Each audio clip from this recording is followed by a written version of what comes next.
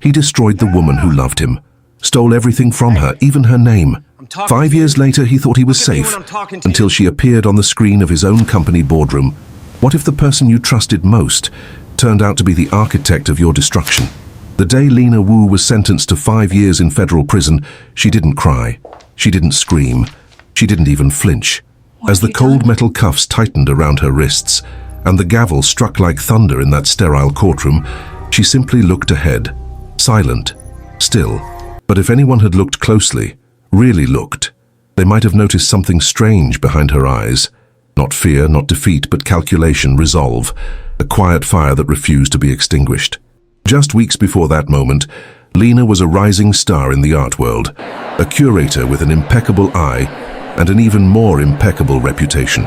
Graceful, discreet, elegant, the kind of woman people underestimated not out of malice, but because she exuded peace. And Damian Black? He was her opposite in every way, brash, brilliant, ruthless. A self-made tech mogul with a smile like sin and charm so potent it could peel paint off walls. They were the city's golden couple, envied and admired, but behind closed doors he was building something darker. And Lena was the key. When the FBI raided her gallery and uncovered classified prototypes embedded in sculptures she had shipped overseas, the story broke like wildfire.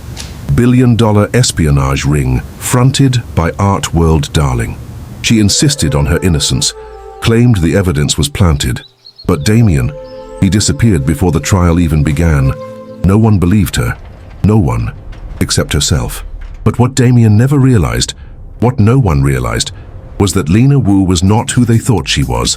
Before the gallery, before the art, before the quiet American life, Lena had another name, another identity.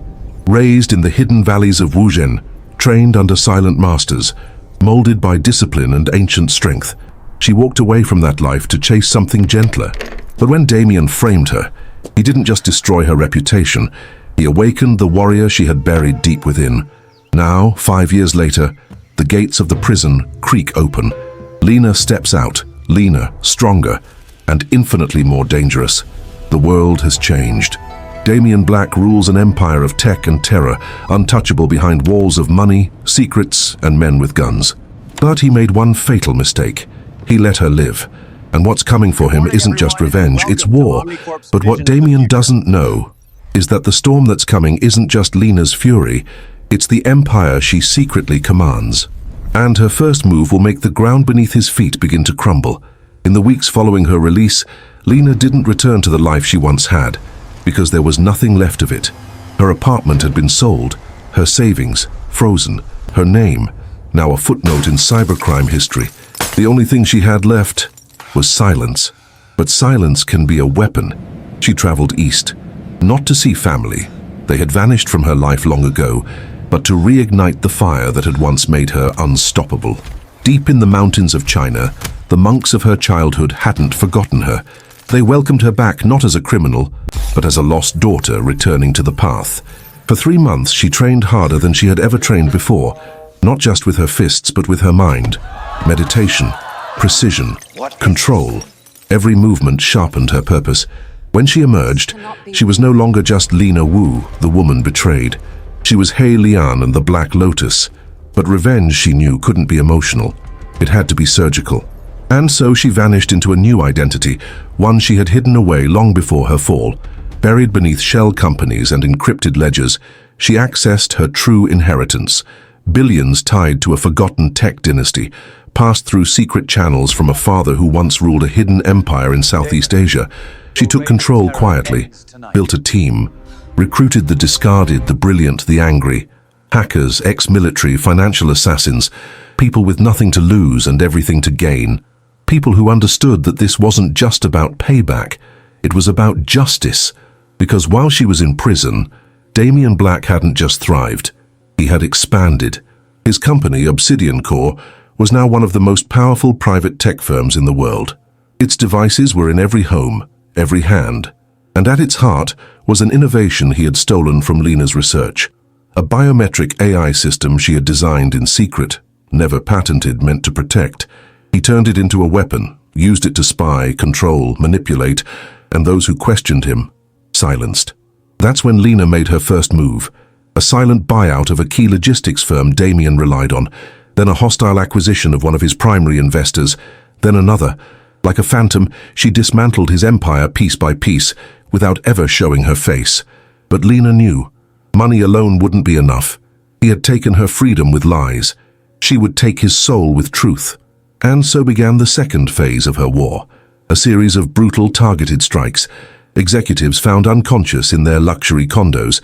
Security chiefs humiliated in viral videos showing masked figures breaking into their fortified bunkers, all left with the same mark, a single black lotus. And Damien? He laughed at first, but behind his eyes, fear had begun to bloom. Because what he didn't realize was that Lena wasn't just taking his company apart. She was getting closer. Damien's confidence began to rot from the inside. At first, he blamed competitors, then foreign agents, then the government, but nothing explained the precision, the surgical chaos unfolding around him. His private jet was hacked mid-flight, forced to land on a barren runway in Mongolia with no explanation. His CFO vanished for 3 days, only to return trembling and silent, refusing to speak of what had happened, only quitting the next morning, leaving behind a resignation letter soaked in sweat. And then came the broadcast. Late one night, every screen in Obsidian Core's headquarters flickered to life. Boardroom monitors, lobby displays, even employee smartphones, all hijacked at once. A grainy black and white video played, a single figure moving through a data center with impossible speed, disabling guards, bypassing retina scanners, tearing apart the core servers of Damien's most classified division. The final frame paused on a gloved hand, leaving a delicate origami lotus atop a crushed camera lens. The entire staff watched in stunned silence. And Damien. He exploded. He screamed at his tech teams, fired 3 VPs, and doubled his private security budget overnight. But it didn't matter. His systems weren't failing, they were being outmatched. Lena was everywhere and nowhere. While he scrambled to hold his empire together, she quietly built hers stronger. She used his own innovations to track his movements, predict his decisions, and intercept his most confidential communications. Every secret Damien thought he had buried, leaked. Every alliance he leaned on exposed, and the humiliation didn't stop at business. At a gala in Monaco, Damien arrived in his signature black suit flanked by models and moguls, but halfway through the evening, the lights dimmed, and a video began to play. Not the planned promotional film, but raw footage of a boardroom meeting where he threatened to destroy a whistleblower's life. The crowd gasped. He lunged for the projector booth, but the video kept playing. His voice, twisted with malice, filled the hall. By morning, every news outlet had the story. His stock plummeted, sponsors pulled out, and the whispers began. Is Damien Black losing control? Still, he refused to believe it could be Lena. She was gone. She was broken. She was nothing. But a seed of doubt was growing. And with every move she made, Lena was dragging him back to the moment he tried so hard to erase. The courtroom, her eyes, that calm silence before the storm. Now, the storm had a name, and it was whispering through his life like a blade through silk. Then came the night of the warehouse ambush. A shipment of prototype tech was being transferred discreetly under heavy guard. Damien had ordered it moved quietly, trusting no one. But somehow someone knew. The convoy was attacked, not with brute force, but with precision. Cameras blacked out, radios scrambled. In under 5 minutes, the cargo was gone. Guards left unconscious. One man, when he woke, said he saw her, a woman in black, moving like smoke. She looked right at me and smiled. And still Damien refused to believe. But the truth was circling him like wolves. And it wouldn't be long before the past he buried came knocking at his front door. With fists, Damien's world began to shrink. Every day another deal collapsed. Another investor withdrew. His trusted inner circle, men who had stood by him for years, turned cold, distant, unreachable. Some simply disappeared, as if swallowed by the ground. Others refused to take his calls, pretending loyalty while secretly negotiating their own exits. And Lena was watching everything. From a high-rise office cloaked in anonymity, she sat behind tinted glass, sipping jasmine tea while her enemies devoured themselves. Every move Damien made was a reaction, wild, desperate, clumsy. He was used to being the predator, the one pulling the strings. But now he was the hunted, stumbling in the dark while Lena lit silent fires around him. But even as his power crumbled, Damien couldn't let go of his pride. He sent messages through back channels, offering settlements, truce, even veiled apologies. He assumed it was a rival businessman, a faceless shark biting into his empire. He still didn't know. Not really, not until the night of the board meeting. Desperate to stop the bleeding, Damien gathered his remaining executives for an emergency session. The lights were dim, the air thick with tension. As he paced the room, shouting about loyalty, security, betrayal, the main screen behind him blinked to life on its own. First, the Obsidian Core logo appeared. Then, a face, Lena's. Not masked, not hidden, clear, calm, unshaken. "Hello, Damien," she said, her voice like ice melting through stone. "Miss me?" For a moment, no one breathed. He stared at the screen, stunned, as if seeing a ghost. "I told the truth. You lied," she continued. "You built your empire on my work and my blood. Now I'm taking back what's mine." Then the screen cut to black. Silence. No one said a word. Some looked at Damien. Others looked away. He stood frozen, pale, sweating, his jaw clenched so tight it trembled. He left the meeting early that night, and for the first time in years, he felt fear crawl down his spine, because now he knew. It wasn't a competitor. It wasn't an anonymous enemy. It was Lena. And she was no longer the quiet woman he had framed. She was a billionaire. She was a warrior. She was coming for him. But he still thought he could win, still believed his money, his power, his connections could protect him, until his name appeared on an international watch list, flagged for investigation into tech espionage, fraud, and conspiracy, all triggered by anonymous leaks. Lena's final act before stepping out of the shadows, because next time Damien would see her, it wouldn't be through a screen. It would be face to face. The night air in Manhattan was thick with rain when Damien's car pulled into the underground garage of his penthouse. The security team swept the perimeter 3 times. They scanned every inch of the vehicle. Still, he couldn't stop the gnawing unease inside him. He hadn't slept in 2 days. His hands shook. The empire he once ruled had become a collapsing house of mirrors. And now, she was close. Too close. When the elevator doors opened to his private floor, he found everything dark, silent. The lights didn't respond to the switch. His security chief didn't answer the radio. Then, a soft chime, a delicate, haunting sound. He turned. There, on his grand piano, sat a single black lotus. His breath caught. He reached into his coat for the pistol he now carried everywhere, but it was already too late. She moved like smoke through shadow. No warning, no sound. Just the blur of movement, the flash of her silhouette, and the crash of Damien's body slamming into the wall. Lena stood before him, dressed in sleek black, her eyes glowing with cold fire, no longer calm, no longer hiding. He scrambled backward, coughing, bleeding from the mouth. "Lena," he rasped. "It wasn't personal, it was business. You were just collateral. I had to—" She struck again, a precise, brutal blow to his shoulder, dislocating it instantly. "No more lies," she said, her voice like thunder wrapped in silk. Every word she spoke cut deeper than her fists. "You framed me. You stole from me. You watched me fall," and smiled. She didn't need to ask if he remembered. The look on his face told her everything. He crawled toward a hidden panel, a panic button. She let him. Just before he reached it, her foot crushed the panel beneath his fingers. Then came the final blow, not with her fists, but with truth. She opened her phone and tapped a screen.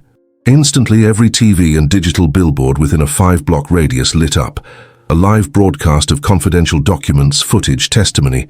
Everything Damien had tried to hide. Illegal surveillance, stolen tech, paid judges, blackmail. The city was watching. The world was watching. And Damien Black was finished. He screamed in rage, tried to lunge. But she stepped aside and he crashed into the glass, his reflection shattering with it. Sirens echoed in the distance. Police, federal agents. She didn't wait. She looked down at him, broken, bleeding, humiliated, and said only one word: justice. Then she vanished into the shadows before the doors burst open. The headlines exploded across every screen. Tech giant Damien Black arrested in espionage, fraud, and conspiracy scandal. Anonymous whistleblower releases damning evidence in midnight broadcast. Black Lotus strikes again. Vigilante justice or heroic revenge? But Lena didn't care about the noise. She watched it all unfold from a quiet rooftop garden in Kyoto, the city lights flickering below her like distant stars. The wind rustled through bamboo leaves. Her tea steamed softly beside her.